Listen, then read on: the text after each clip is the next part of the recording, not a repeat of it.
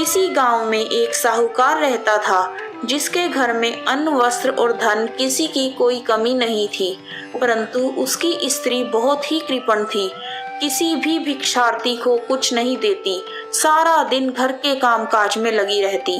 एक समय एक साधु महात्मा बृहस्पतिवार के दिन उसके द्वार पर आए और भिक्षा की याचना की। स्त्री उस समय घर के आंगन को लीप रही थी। इस कारण साधु महाराज से कहने लगी, महाराज, इस समय तो मैं घर लीप रही हूँ, आपको कुछ नहीं दे सकती, फिर किसी अवकाश समय आना। साधु महात्मा खाली हाथ चले गए।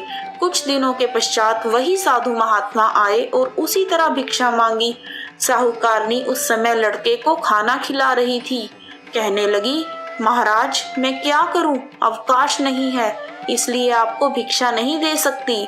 तीसरी बार महात्मा आए तो उसने उन्हें उसी तरह टालना चाहा, परंतु महात्मा जी कहने लगे, यदि तुमको बिल्कुल ही अवकाश हो जाए तो क्या तुम मुझको दोगी? साहूकारनी कहने लगी कि हाँ महाराज, यदि ऐसा हो जाए तो आपकी बड़ी कृपा होगी। साधु महाराज कहने लगे, अच्छा, मैं एक उपाय बताता हूँ।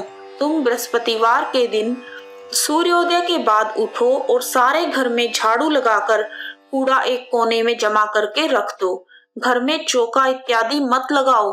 फिर स्नान आदि करके घर वालों से कह दो कि उस दिन सब हजामत अवश्य बनवाएं। रसोई बनाकर चूल्हे के पीछे रखा करो, सामने कभी मत रखो।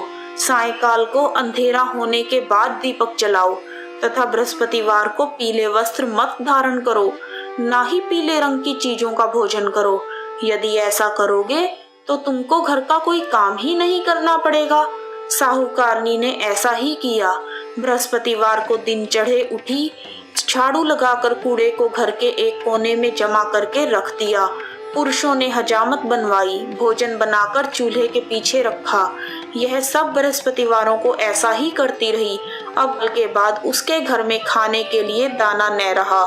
थोड़े दिनों में महात्मा फिर से आए और उन्होंने भिक्षा की याचना की, परंतु सेठानी ने कहा, महाराज, मेरे घर में खाने के लिए अन्न नहीं है, आपको क्या दे सकती हूँ? तब महात्मा ने कहा, जब तुम्हारे घर में सब कुछ था तब भी कुछ नहीं देती थी, अब पूरा पूरा अवकाश है, अब भी कुछ नहीं दे रही हो, तुम क्या चाहती हो वह कहो। तब सेठानी ने हाथ जोड़कर कहा, महाराज, अब कोई ऐसा उपाय बताओ कि मेरे घर में पहले जैसा धन धान्य हो जाए। अब मैं प्रतिज्ञा करती हूँ कि अवश्यमेव आप जैसा कहोगे वैसा ही करूँगी। तब महात्मा जी बोले, बृहस्पतिवार को प्रातःकाल उठकर स्नान आदि से निवृत्त होकर अपने घर को गौ के गोबर से लीपो तथा घर के पुरुष हजामत ना बनवाएं। भूखों को अन्न जल देती रहा करो। ठीक सायंकाल दीपक जलाओ। यदि ऐसा करोगी तो तुम्हारी सब मनोकामनाएं भगवान बृहस्पति जी की कृपा से पूर्ण होंगी। सेठानी ने ऐसा ही किया और उसके घर में धन धान्य वैसा ही हो गया जैसा पहले था। इस प्रकार भगवान बृहस्पति जी की कृपा से अनेक प्रकार के सुख भोग कर सेठानी दीर्घ काल तक जीवित रही। जय बृहस्पति देव।